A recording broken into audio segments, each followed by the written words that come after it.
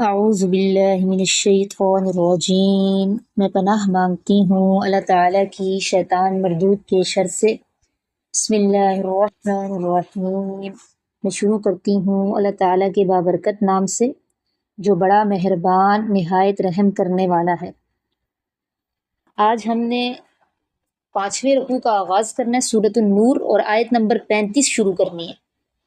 آیت نمبر 35، یہ جو آیت ہے نا قرآن مجید کی، اس کو مشکل ترین آیت سمجھا جاتا ہے، ٹھیک ہے۔ اس میں اللہ تعالیٰ اپنے آپ کو آسمانوں اور زمینوں کا نور قرار دے رہے ہیں، پھر اس نور کو ایک مثال کے ذریعے سمجھا رہے ہیں کہ یہ نور ہے کیا اور یہ نور ہوتا کہاں پہ ہے۔ قرآن میں آپ کو پتہ ہے کئی چیزوں کو نور کا نام دیا گیا ہے۔ مثال کے طور پر وَأَنزَلْنَا إِلَيْكُمْ نُورًا مُبِينًا، قرآن کو اللہ نے نورًا مبینہ کہا، نماز کو بھی نور کہا، ہدایت کو بھی نور کہا گیا۔ اور یہ ایک آیت، صرف اس کی تفسیر میں امام غزالی رحمہ اللہ، انہوں نے پوری ایک کتاب لکھی ہے جس کا نام ہے مشکوٰۃ الانوار، یعنی صرف اس ایک آیت پر پوری کتاب بنی ہے۔ تو یہاں میں نے 1 گھنٹے کے لیکچر میں، اس سے بھی کم وقت میں آپ کو یہ ایکسپلینیشن دینی ہے۔ اللہ تعالیٰ میری مدد فرمائیں کہ میں اس کو بیان کر سکوں۔ شروع کرتے ہیں۔ اللہ نور السماوات والارض، اللہ تعالیٰ نور ہے،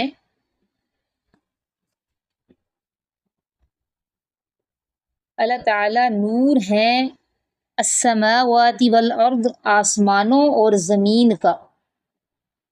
اللہ نور ہے آسمانوں اور زمین کا۔ جتنا ہی ایکسپلینیشن ترجمے میں ضروری ہے وہ میں ترجمے میں کروں گی، اور پھر میں بعد میں اس کی ڈیٹیل بھی بتاؤں گی، ٹھیک ہے۔ تو اللہ نور السماوات والارض، اللہ نور ہے آسمانوں اور زمین کا۔ یہاں نور کا کیا مطلب ہے؟ اس کا مطلب ہے نور کا ذریعہ ہے، ٹھیک ہے۔ حاشیے میں لکھ لیں، اللہ نور ہے یعنی نور کا ذریعہ ہے۔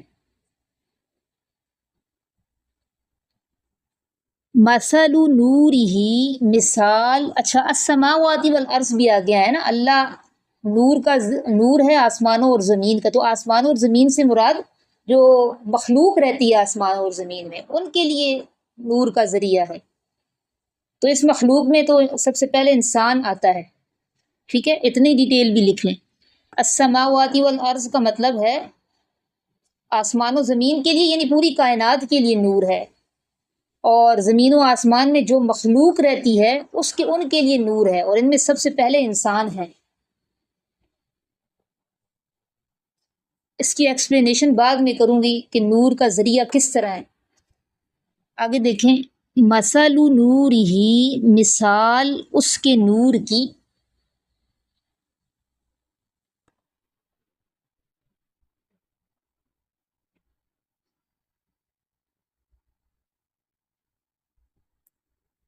مثال اس کے نور کی کمشکات، جیسا کہ ایک تاقچہ ہے۔ تاقچہ کس کو کہتے ہیں؟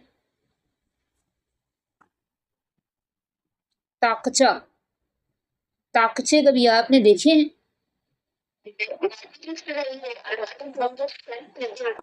ہاں، دیواروں کے اندر پرانے زمانے میں بنائے جاتے تھے نا، دیواروں کے اندر تھوڑی تھوڑی جگہیں، جس طرح چھوٹا سا روشن دان ہوتا ہے، روشن دان تو پیچھے سے کور نہیں ہوتا، پیچھے سے بھی خالی ہوتا ہے، وہ صرف دیوار میں ہوتا ہے، ٹھیک ہے، جہاں پہ دیے رکھ کے جلائے جاتے ہیں، اس کو تاقچہ بولتے ہیں۔ میں آپ کو گوگل سے انشاءاللہ اس کی تصویر بھیجتی ہوں۔ مثال اس کے نور کی کمشکات، جیسا کہ ایک تاقچہ ہے، فیہا، اس میں مصباح، چراغ ہے۔ کیسے لکھیں گے؟ میں بتا رہی ہوں۔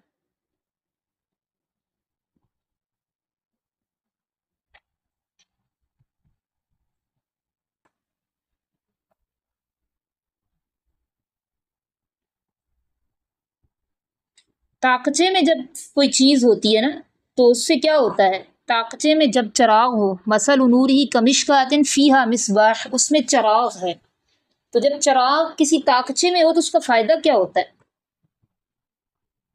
کیوں پرانے زمانے میں لوگ اپنے دیواروں میں تاکچے بناتے تھے، اس میں دیے جلاتے تھے؟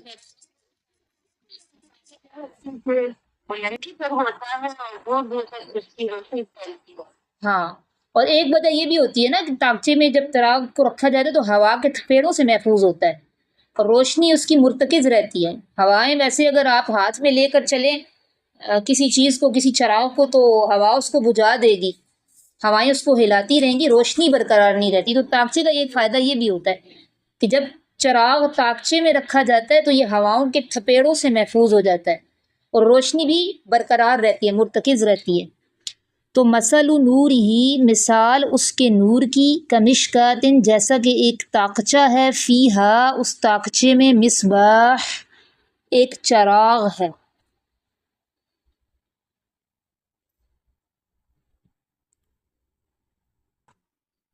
پھر اس چراغ کی بھی خاصیت اللہ تعالیٰ بیان فرما رہے ہیں آگے، المصباح، وہ چراغ، وہ چراغ، فی زجاجہ، شیشے میں ہے، شیشے کے مرتبان میں ہے، شیشے میں ہے۔ اور شیشے میں ہونے کی وجہ سے پھر اس چراغ کو اور کیا اس کا فائدہ ہے؟ شیشے کے ہونے کی وجہ سے بھی اس کی لائٹ اور زیادہ، اس کی لائٹ میں خوبصورتی پیدا ہو رہی ہے، اس میں اضافہ ہو رہا ہے، کیونکہ آس پاس سے کورڈ ہو رہی ہے نا، تو بھرپور روشنی دے رہی ہے۔ تو شیشے میں ہونے کی وجہ سے بھی کیا فائدہ ہوا اس چراغ کا کہ اس کی لائٹ میں اضافہ ہو رہا ہے، اس کی روشنی میں اضافہ ہو رہا ہے، اس میں خوبصورتی پیدا ہو رہی ہے۔ پھر آگے شیشے کی اللہ تعالیٰ نے خاصیت بیان فرمائی ہے کہ وہ شیشہ کیسا ہے۔ الزجاجۃ، وہ شیشہ، کأنہا، گویا کہ بے شک وہ، کوکبن، ایک ستارہ ہے، دری، یوقد، دری، چمکتا ہوا، الزجاجۃ، وہ شیشہ، کأنہا، گویا کہ بے شک وہ ایک ستارہ ہے، دری، چمکتا ہوا، ٹھیک ہے۔ شیشہ کیسا ہے؟ گویا چمکتا ہوا ستارہ ہے، یعنی شیشہ بھی اتنا خوبصورت اور چمکدار ہے، گویا ایک نایاب موتی، گویا در نایاب۔ یوں اس شیشے کی وجہ سے بھی چراغ کی روشنی کی شفافیت بڑھ جاتی ہے اور اس کی خوبصورتی بڑھ رہی ہے، ٹھیک ہے۔ سب سے پہلے تو اللہ تعالیٰ نے چراغ کی لوکیشن بتائی کہ وہ تاقچے میں ہے، پھر اللہ تعالیٰ نے چراغ کی دو لوکیشنز بتائیں کہ ایک وہ تاقچے میں ہے، دوسرا شیشے میں ہے، اور شیشہ بھی کوئی عام شیشہ نہیں ہے بلکہ ایک ڈائمنڈ کی طرح چمکتا ہوا شیشہ ہے۔ پھر اللہ تعالیٰ نے فرمایا یوقد، وہ روشن کیا جاتا ہے، وہ جلایا جاتا ہے، یوقد، وہ جلایا جاتا ہے، یعنی وہ چراغ جو ہے وہ جلایا جاتا ہے، من شجرتن، ایک ایسے درخت سے، یہاں زیتون لفظ محذوف ہے، ٹھیک ہے، یعنی ایسے درخت کے تیل سے، یوقد من شجرتن، یعنی من زیت شجرتن، زیت کہتے ہیں نا تیل کو، یہ جلایا جاتا ہے ایک ایسے درخت سے، مبارکتن، جو برکت والا ہے، زیتونتن، وہ زیتون ہے۔ آگے پھر اللہ نے اس برکت والے درخت کا نام بھی بتا دیا کہ وہ زیتون ہے۔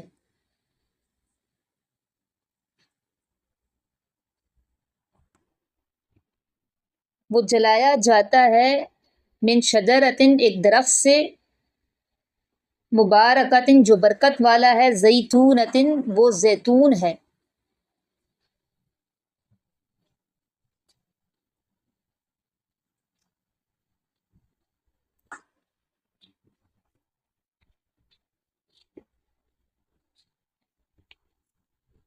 لا شرقیت ولا غربیت، نہ وہ مشرق میں ہے اور نہ مغرب میں ہے،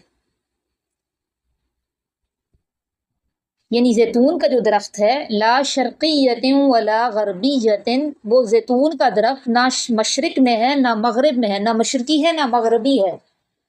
لا شرقیہ ولا غربیہ، اس کا کیا مطلب ہے؟ دیکھیں، زیتون کا درخت جب اگتا ہے تو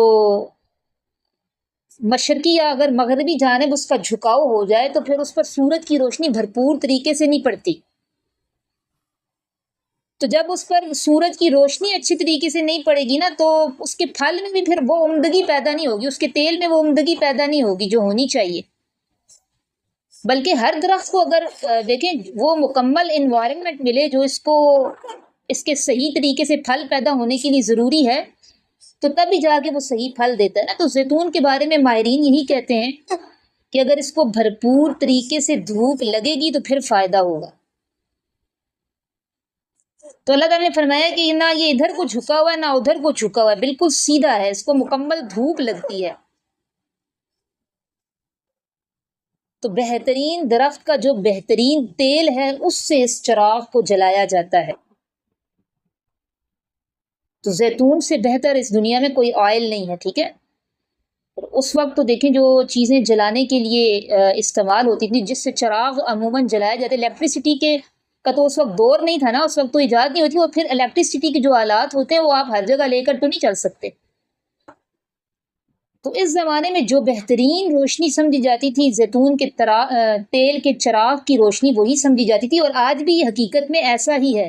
زیتون کے تیل کی چراغ کی روشنی جو ہے اصل میں وہ سب سے بہترین روشنی ہوتی ہے، کیونکہ الیکٹریسٹی کی جو روشنی ہے وہ آلات اگر آپ ہر جگہ لے کر چلیں تو ایسا ممکن نہیں ہوتا۔ اس زمانے میں روشنی کے جو ذریعے تھے، یا تو مٹی کا تیل استعمال ہوتا تھا چراغ جلانے کے لیے، یا جانوروں کی چربی استعمال ہوتی تھی، موم استعمال ہوتی تھی، شہد کے چھتے کی جو موم نکلتی ہے وہ استعمال ہوتی تھی۔ تو یہ ساری جتنی بھی آپ روشنیاں ہم جلاتے ہیں، اس میں ایک عیب یہ ہوتا ہے، ان میں کچھ عیوب ہوتے ہیں، کچھ نہ کچھ اس میں خرابیاں بھی ہوتی ہیں۔ بعض دفعہ یہ ہوتا ہے کہ اس میں خرچہ زیادہ ہو رہا ہوتا ہے، بعض کی روشنی کم ہوتی ہے، یا ہم اس کو جلاتے ہیں تو اسمیل بھی آ رہی ہوتی ہے، روشنی تو مل جاتی ہے، اسمیل بھی ساتھ آ رہی ہوتی ہے، جلنے کی بو اور دھواں، کالا دھواں یہ بھی آ رہا ہوتا ہے۔ تو ان سب تکلیفوں سے بھی آپ کو بچنا پڑتا ہے۔ تو یہ بہترین چراغ جو کہ زیتون کے تیل سے جلایا جائے وہ ایک بہترین تیل ہے، اور اس میں یہ ساری خاصیتیں تھیں، یہ جو عیب تھے یہ سارے نہیں تھے، اس لیے اللہ نے اس کو کیا کہا کہ وہ ایسا چراغ ہے کہ اس سے بہتر کوئی چراغ نہیں، کیونکہ اس کو کس سے جلایا جاتا ہے؟ ایک مبارک درخت سے۔ شجرۃ مبارکہ کا کیا مطلب ہے؟ یعنی اس میں فائدے ہی فائدے ہیں، برکت کا مطلب ہے خیر کثیر، اور وہ زیتون کا درخت ہے، اور پھر اس کی ایک اور بھی صفت یہ ہے کہ وہ نہ شرقی ہے نہ غربی ہے، بالکل سیدھا ہے، اس پر بھرپور طریقے سے دھوپ پڑتی ہے، جس کی وجہ سے کیا ہوتا ہے کہ اس کا پھل بھی اچھا ہوتا ہے، ٹھیک ہے۔ جو پھل عمدہ ہوتا ہے تو پھر تیل بھی اچھا نکلتا ہے۔ آگے دیکھیں، یکادو قریب ہے، زیتھا، زیت لفظ آ گیا نا یہاں پہ، قریب ہے زیتھا کہ تیل اس کا، یضیء وہ بھڑک اٹھے، قریب ہے کہ تیل اس کا وہ بھڑک اٹھے، یعنی وہ اتنا حساس تیل ہے، اس میں اتنی صلاحیت ہے تیل میں کہ قریب ہے کہ وہ بھڑک اٹھے، ولو لم تمسسہ نار، اگرچہ نہ چھوئے اس کو آگ، ولو لم تمسسہ نار، اگرچہ نہ چھوئے اس کو آگ۔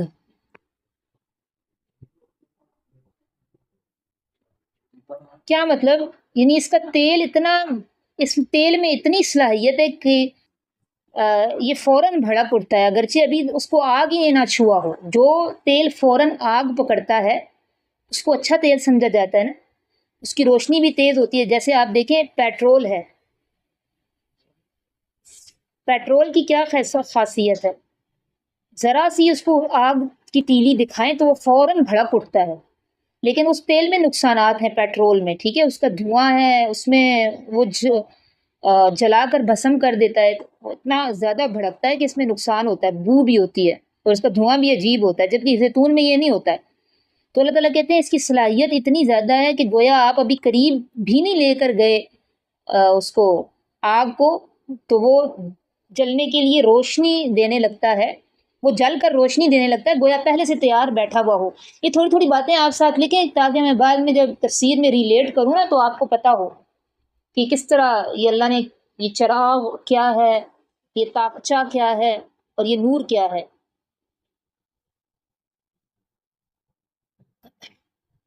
ٹھیک ہے، تو یہ جو اللہ تعالیٰ یہ جو اس آیت میں فرما رہے ہیں یکاد زیتھا یضیء ولو لم تمسس نار، قریب ہے کہ اس کا تیل بھڑک اٹھے اگرچہ نہ چھوئے اس کو آگ.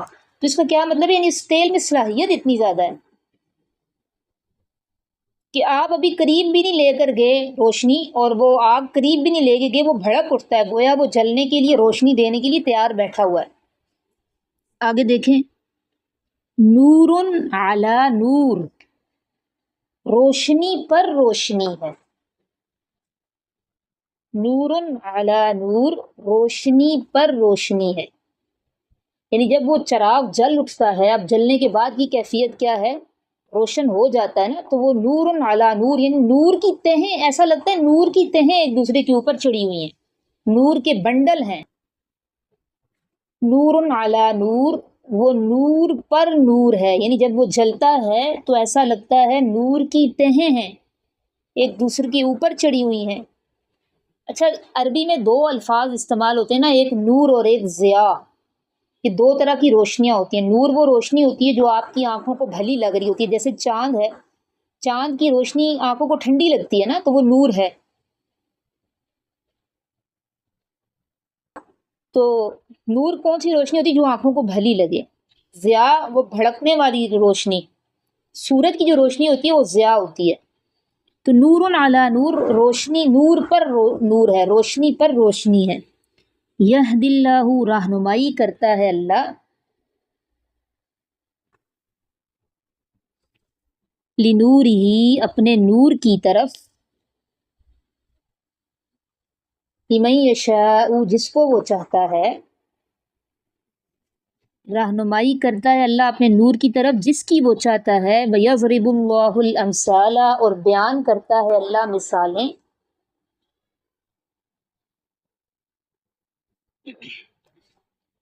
لِلنَّاسِ، لوگوں کے لیے. وَاللَّهُ بِكُلِّ شَيْءٍ عَلِيمٌ، اور اللہ ہر چیز کو جاننے والا ہے.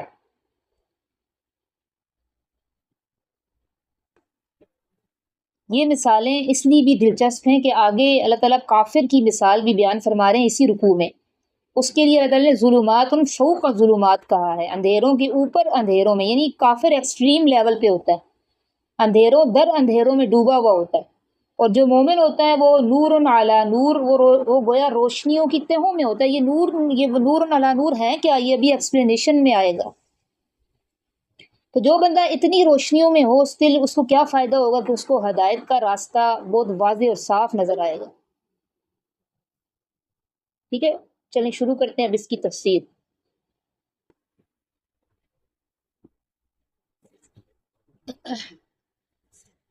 اللہ نور السماوات والارض، اللہ تعالیٰ نور ہے آسمانوں اور زمین کا. نور کا مطلب میں نے بتا دی، یعنی نور کا ذریعہ ہے. دیکھیں، انسان جب کوئی سفر اختیار کرتا ہے تو اس کے لیے دو چیزیں اس کو ضروری ہوتی ہیں. آپ کسی سفر پر نکلیں، آپ کو کی دو چیزیں ضروری ہیں. ایک تو آپ کو پتا ہو یہ راستہ درست ہے. جب راستہ درست ہوگا تو آپ صحیح منزل پہ پہنچیں گی. راستہ ہی غلط ہو گیا تو منزل آپ کی صحیح نہیں ہوگی، آپ بھٹک جائیں گی. دوسرا، ہمارے پاس روشنی بھی ہو، کیونکہ روشنی ہوگی تو ہمیں راستے نظر آئیں گے اور ہم درست ٹریک پر چل سکیں گے. ٹھیک ہے، تو یہ دو چیزیں سفر میں ضروری ہوتی ہیں. تو یہاں اللہ نور السماوات والارض، اللہ نور ہے یعنی نور کا ذریعہ ہے. نور کا کیا مطلب ہے؟ یعنی اللہ نور کا ذریعہ ہے. تو نور کے ذریعے کا کیا مطلب ہے؟ اور آگے جو آسمانوں اور زمین کا اللہ نے کہا، اس کا کیا مطلب ہے؟ یہ دونوں کی ایکسپلینیشن میں نے کر دی ہے کہ آسمانوں اور زمین کا مطلب ہے آسمانوں اور زمینوں میں جو مخلوق ہے ان کی ہدایت کا ذریعہ ہے. ٹھیک ہے، اور حضرت عبداللہ ابن عباس نور کا مطلب یہ بتاتے ہیں کہ اللہ ہادی اور رہنما ہے. حضرت عبداللہ ابن عباس نور کا کیا مطلب بتاتے ہیں کہ اللہ نور السماوات والارض، اللہ ہادی اور رہنما ہے، اللہ ہماری رہنمائی کرتا ہے. تو اس آیت مبارکہ میں نا ہمیں وحی کی اہمیت کا پتہ چلتا ہے، کیونکہ اللہ ہمیں کس طرح ہماری رہنمائی کرتا ہے؟ وحی کے ذریعے کرتا ہے. تو اللہ تعالیٰ ہمیں یہ سمجھا رہے ہیں کہ اگر انسانوں کو صحیح راستہ ملے گا اور راستے پر چلنے کے لیے روشنی ملے گی تو وہ اللہ کے ذریعے ملے گی، کیونکہ اللہ نور السماوات والارض، اس نور کا ذریعہ اللہ ہے، وہی کے ذریعے ملے گی۔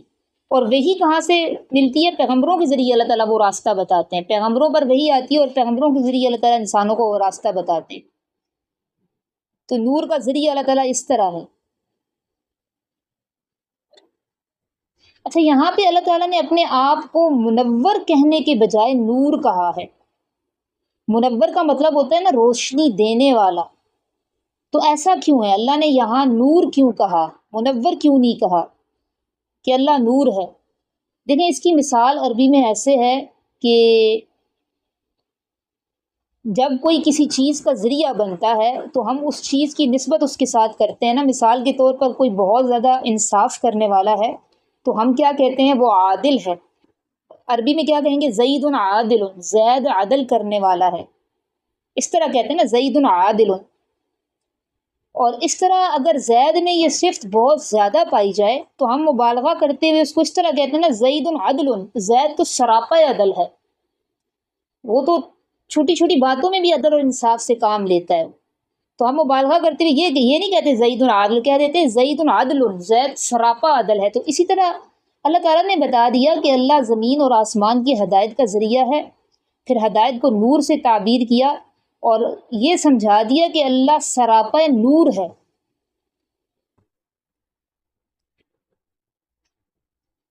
سراپا نور ہے، ہدایت کو اللہ نے نور سے تعبیر کیا، روشنی سے، کیونکہ روشنی جو ہوتی ہے نا اندھیروں میں آپ کو راستہ دکھاتی ہے، تو وہی کی جو تعلیمات ہوتی ہیں یہ بھی ہمیں گمراہیوں سے بچاتی ہے، سیدھا راستہ دکھاتی ہیں۔ یعنی اصل میں تو تھا منور، روشنی دینے والا، لیکن اتنا زبردست ہدایت کا نور ہے کہ اللہ نے اپنے آپ کو سراپا نور کہہ دیا۔ اور اللہ ہمیں یہ سمجھا رہے ہیں کہ میں ہی سراپا نور ہوں، اور جس کو ہدایت ملے گی وہ میری رہنمائی سے ہی ملے گی، میری تعلیمات سے ہی ملے گی۔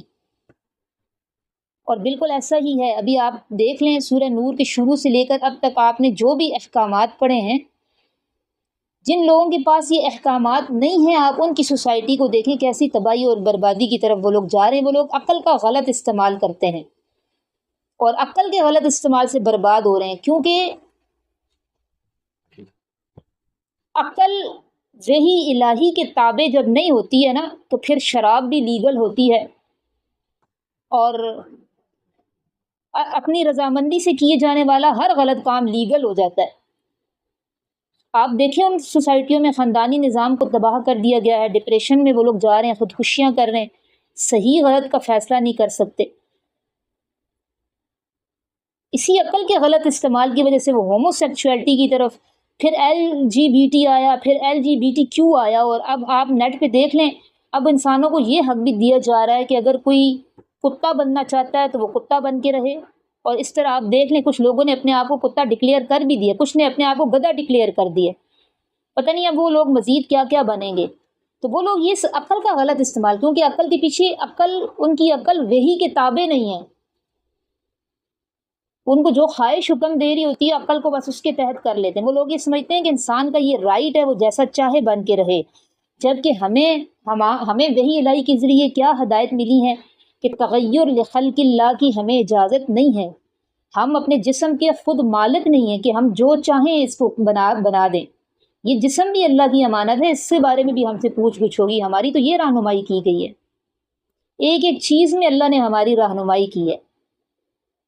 اگر خدا اللہ تعالیٰ ہمیں ان چیزوں میں ہدایت نہ دیتا تو ہم اپنی محض عقل سے تو صحیح اور غلط کا فیصلہ نہیں کر سکتے تھے نا۔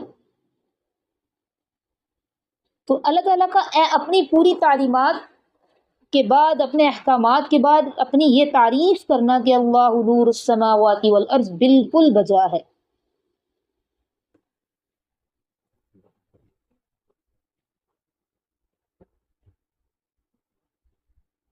آگے دیکھیں، پھر اللہ نے اپنے نور کی مثال دی۔ دنیا میں جب آپ اندھیروں میں روشنی کی مثال دیتے ہیں تو ظاہر ہے آپ اس روشنی کا انتخاب کرتے ہیں جو سب سے بہتر روشنی سمجھی جاتی ہے۔ تو نور ہدایت کو اللہ تعالیٰ ایک بیابان میں جو اندھیرا ہے اور اس میں اگر کوئی چراغ لے کر جل رہا ہے نا تو اس چراغ سے اللہ نے نور ہدایت کو تعبیر کیا ہے۔ اور میں نے بتایا کہ اس زمانے میں سب سے جو بہترین روشنی تھی وہ زیتون کے تیل کے چراغ کی سمجھی جاتی تھی۔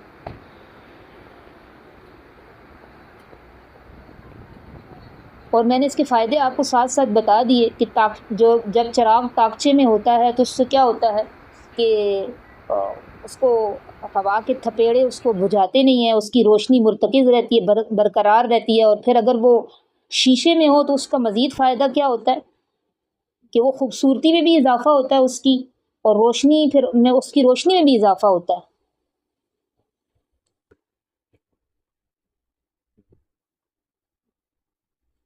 اور چراغ کی روشنی کی شفافیت بھی بڑھ جاتی ہے شیشے میں ہونے کی وجہ سے۔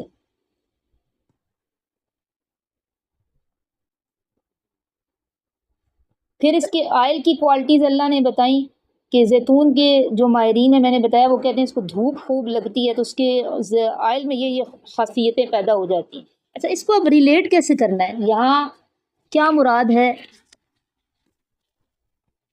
چراغ سے کیا مراد ہے؟ اللہ نور السماوات والارض، اللہ آسمانوں اور زمین کا نور ہے۔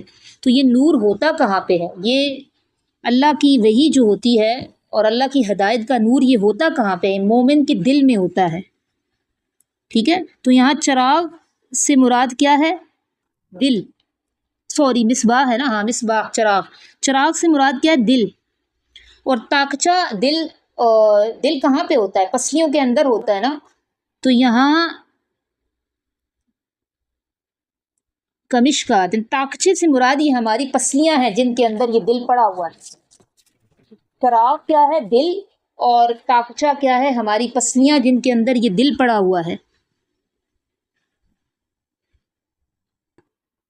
پھر کیا ہوتا ہے؟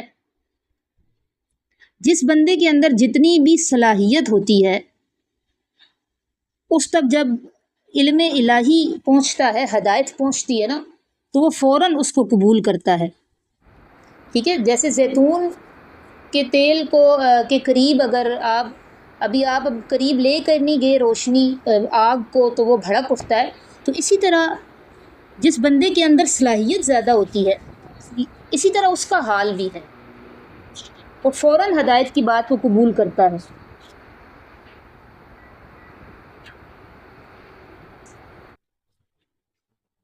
اس سے مراد میں انسان کی طبیعتیں ہیں، ان کی صلاحیتیں ہیں۔ یہ جو اللہ نے فرمایا کہ وہ ایسے تیل سے جلایا جاتا ہے جو ایک مبارک درخت کے تیل سے جلایا جاتا ہے جو کہ زیتون کا ہے، تو اس سے مراد لوگوں کی صلاحیتیں ہیں۔ جب ہم تک ہدایت پہنچتی ہے نا تو ہمارے دل میں ایک نور تو پہلے سے موجود ہے، ہر انسان کے دل میں ہے۔ وہ کون سا نور ہے جو پہلے سے موجود ہے؟ ابھی ہم نے علم حاصل نہیں کیا، لیکن ایک نور ایسا ہے جو ہمارے دلوں میں پہلے سے موجود ہے۔ وہ نور کون سا ہے؟ اللہ کی معرفت کا نور۔ اس کی ڈیٹیل میں نے پہلے بتائی تھی کہ روح اعظم کے توسط سے ہر انسان کے دل میں اللہ کی معرفت کا نور ہوتا ہے، اللہ کی تجلی کا نور ہوتا ہے۔ تو یہ نور تو ہر ایک انسان کے دل میں ہوتا ہے، نور تجلی۔ پھر اس کے بعد جب اس کے پاس ہدایت کے احکامات پہنچتے ہیں، قرآن کے احکامات پہنچتے ہیں، تو وہ اس تجلی کے نور کو ایکٹیویٹ کرتے ہیں۔ پھر ہر بندہ اپنی صلاحیت کے اعتبار سے، اپنے تیل کے اعتبار سے اس کو قبول کرتا ہے۔ جیسے کہ حضرت ابو بکر صدیق رضی اللہ تعالیٰ عنہ کے بارے میں نبی علیہ السلام نے ارشاد فرمایا تھا کہ میں نے جس کے سامنے بھی اسلام کی دعوت رکھی اس نے کچھ نہ کچھ توقف اور تردد کیا سوائے ابو بکر صدیق کے۔ تو یہ کیوں تھا کہ بھئی ان کے اندر صلاحیت اتنی زیادہ تھی، ان کی فطرت اتنی سلیم تھی کہ گویا ان کے اندر تیل ایسا تھا کہ ذرا سا نور پہنچا تو دل جگمگا اٹھا۔ اور کچھ لوگوں نے توقف اور تردد کیا۔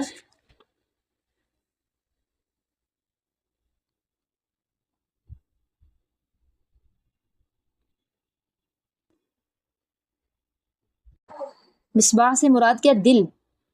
تو طاقچے سے مراد ہے سینہ، جو آپ کی جو پسلیاں ہیں سینہ ہے، طاقچے سے یہ مراد ہے۔ اور تیل سے مراد ہے آپ کی اندر موجود صلاحیت۔ تو ہمارے دل، ہم سب کے انسانوں کے دلوں میں نا نور تجلی پہلے سے موجود ہوتی ہے کہ جب ہدایت یا آیات الہی پہنچتی ہیں تو ہر شخص پھر اپنی اپنی صلاحیت اور بصیرت کے مطابق اس کو قبول کرتا ہے۔ جس شخص کے اندر جتنی بصیرت ہوگی، جتنا نور ہوتا ہے نا، وہ اتنا ہی دل کو اس کو علم وحی اور ہدایات اتنی جلدی اپیل کرتی ہیں۔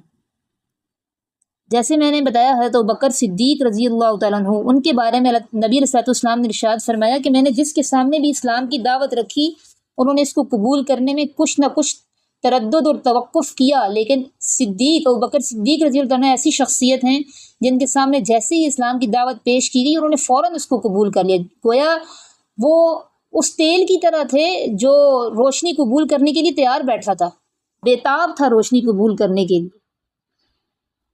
تو پھر نور علی نور کا کیا مطلب ہے؟ یعنی اللہ کی معرفت کا نور تو پہلے سے انسان کے دل میں ہے، پھر قرآن کا نور پہنچتا ہے، علم کا نور پہنچتا ہے تو روشنی اور بڑھ جاتی ہے، حدیث کا نور پہنچتا ہے تو روشنی اور بڑھ جاتی ہے۔ یعنی اللہ کی تعلیمات کے نور ان روشنیوں کو بڑھا دیتے ہیں اور دل کے اندر اتنی روشنیاں ہو جاتی ہیں گویا روشنیوں کے بنڈل۔ اس کو اللہ نے کہا ہے نور علی نور، روشنیوں پر روشنیاں ہیں۔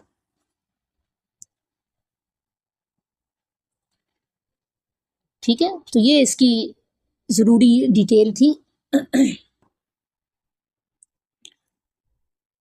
یہد اللہ لنورہ من یشاء، اللہ اپنے اس نور کے ساتھ جس کو چاہتا ہے ہدایت دے دیتا ہے۔ جتنی صلاحیت ہوتی ہے، جتنا خالص اور عمدہ تیل ہوتا ہے، بعض تیل ناقص ہوتا ہے، صلاحیت کمزور ہوتی ہے، اس کو صاف کرنے میں، پیور کرنے میں ذرا محنت لگ جاتی ہے، اور بعض تو اتنا کالا ہو چکا ہوتا ہے کہ وہ قبول ہی نہیں کرتا ہدایت کو۔ تو یہد اللہ لنورہ من یشاء ویضرب اللہ الامثال للناس واللہ بکل شیء علیم۔ آگے دیکھیں، اگلی آیت دیکھیں، فی بیوت۔ اب اللہ تعالیٰ جس نور کا ذکر فرما رہے ہیں نا، اللہ تعالیٰ بتا رہے ہیں کہ وہ یہ نور ہدایت کہاں پہ ملتا ہے آپ کو، اور جن لوگوں کے دلوں کے اندر یہ نور ہدایت ہوتا ہے ان کی کیا کیا خاصیتیں ہوتی ہیں، ان کا عمل کیا ہوتا ہے۔ یہ دونوں چیزیں اللہ یہاں ان دو آیات میں ایکسپلین کر رہے ہیں۔ فی بیوت، یہ ان گھروں میں ہے،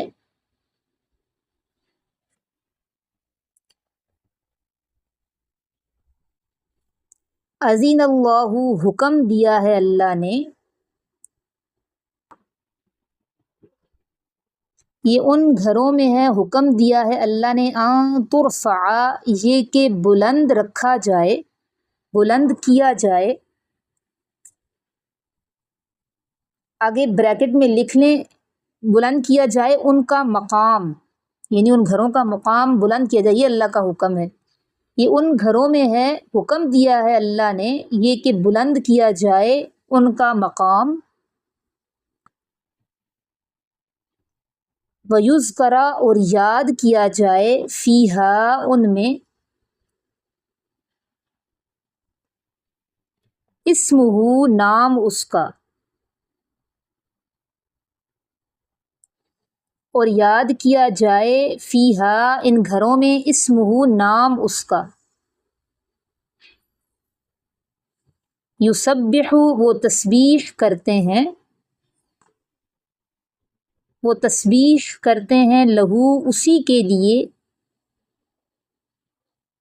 فیہا، ان گھروں میں، بالغدو والآصال، صبح اور شام کو۔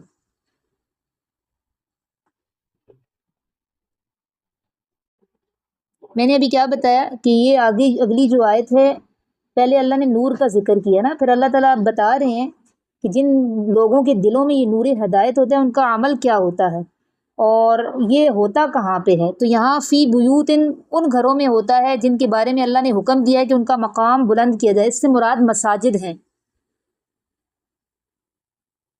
بلند کیا جائے ان کا مقام، تو اس سے مراد کیا ہے؟ مساجد، بلند مقام بلند کیا جائے، مساجد کو بلند کیا جائے، یعنی ان کی عزت کی جائے، ان کے ادب کا لحاظ رکھا جائے۔ جیسے کہ حدیث ہے نا، نبی صلی اللہ علیہ وسلم نے حالت جنابت میں اور عورتوں کو حالت حیض میں مسجد میں جانے سے منع کیا ہے۔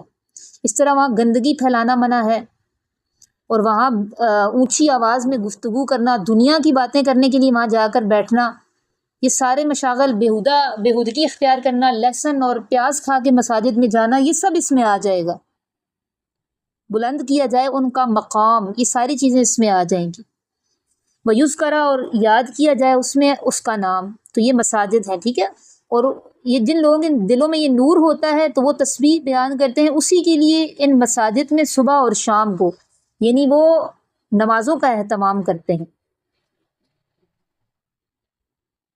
جو لوگ اس نور سے متاثر ہوتے ہیں تو وہ تسبیح بیان کرتے ہیں اللہ ہی کے لیے ان مساجد میں صبح اور شام کو، یعنی باجماعت نمازیں پھر جا کر ادا کرتے ہیں وہاں پہ۔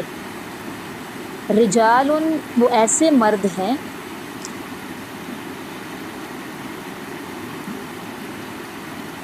لا تلہیہم، کہ نہیں غافل کرتی ان کو،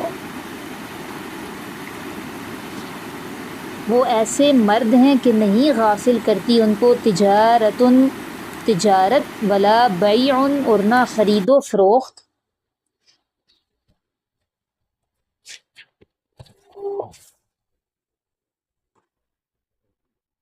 وہ ایسے مرد ہیں کہ نہیں غافل کرتی ان کو تجارت اور نہ خرید و فروخت، عن ذکر اللہ، اللہ کی یاد سے، وَإِقَامِ الصَّلَاةِ، اور نماز قائم کرنے سے،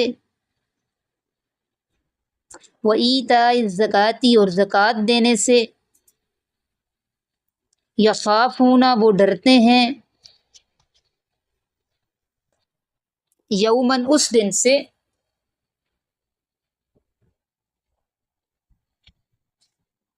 تتقلب، الٹ پلٹ جائیں گی، قلب کو، دل کو قلب کہتے ہیں نا عربی میں، اور اس کو قلب کہتے ہیں اس لیے کہ دل الٹتا پلٹتا رہتا ہے، ٹھیک ہے، ایک حالت میں نہیں ہوتا۔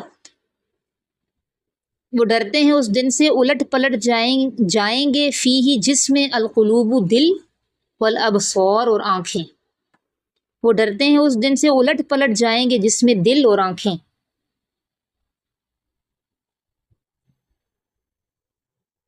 یعنی اللہ کے نور سے جو لوگ متاثر ہوتے ہیں نا، ان کی اللہ تعالیٰ مثالیں بیان فرما رہا ہے کہ وہ مساجد میں اللہ کے مساجد میں یسبح بالغدو والآصال، صبح شام باجماعت نمازیں ادا کرتے ہیں، اور ایسا نہیں ہے کہ وہ تجارت چھوڑ دیتے ہیں، بلکہ جو دنیا کی جو مشغولیات ہیں وہ ان کو اسلام سے اور اسلامی احکامات سے غافل نہیں کرتی، اس کا یہ مطلب ہے لا تلہیہم تجارت ولا بیع عن ذکر اللہ، یہ دین اور دنیا میں وہ بیلنس رکھتے ہیں، ایسا نہیں ہے کہ تجارت میں اتنے مگن ہو گئے کہ نمازیں چھوٹ رہی ہیں اور اسلامی احکامات ان سے چھوٹ رہے ہیں،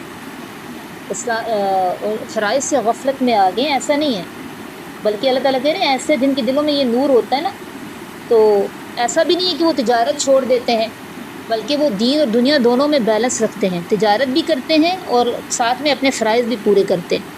اور ایسا وہ کیوں کرتے ہیں، اس کی وجہ اللہ نے اسی آیت میں بتائی، وہ اس لیے کرتے ہیں یخافون یومن، وہ اس دن سے ڈر رہے ہوتے ہیں، تتقلب فیہ القلوب والابصار، جس میں دل اور آنکھیں الٹ پلٹ جائیں گی۔ یہ ایسا کب ہوگا، اور آنکھوں کے اور دل کے الٹنے پلٹنے کا کیا مطلب ہے؟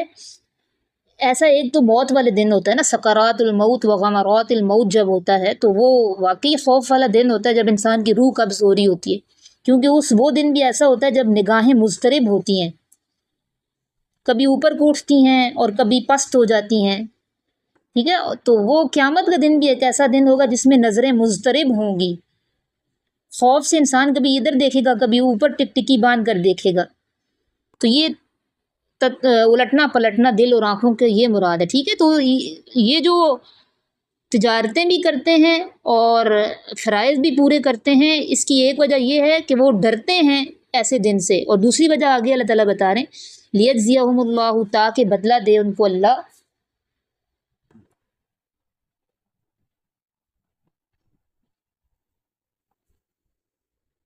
احسنا، زیادہ اچھا،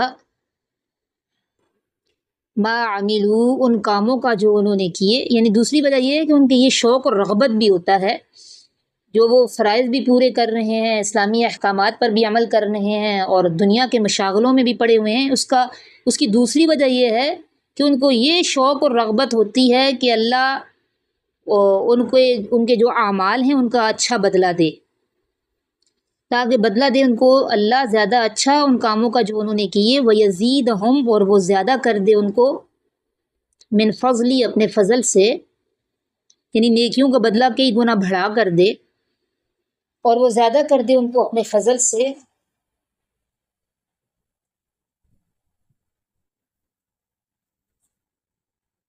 واللہ یرزق، اور اللہ رزق دیتا ہے، من یشاء، جسے وہ چاہتا ہے، بغیر حساب، بغیر حساب کے، اللہ رزق دیتا ہے جسے چاہتا ہے بغیر حساب کے۔ ٹھیک ہے، تو یہ دو وجوہات ہیں جن کے دلوں میں نور ہوتا ہے اللہ کا، ان کے عمل اس طرح کے ہوتے ہیں جو اللہ نے بتا دی۔ سبحان ربک رب العزت عما یصفون وسلام علی المرسلین والحمد للہ رب العالمین۔ ربنا تقبل منا انک انت السمیع العلیم۔